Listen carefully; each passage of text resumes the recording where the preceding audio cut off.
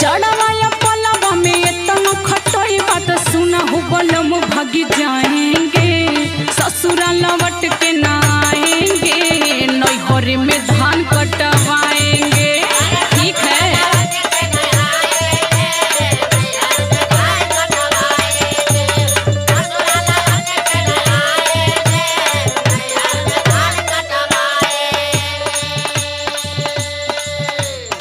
अरे पगली खटाई तो खियाई भी ना तनिको देह पर असर ना पर दे। दिन भर खेतवा में संग संग धनिया भले ही तुमको खटाएंगे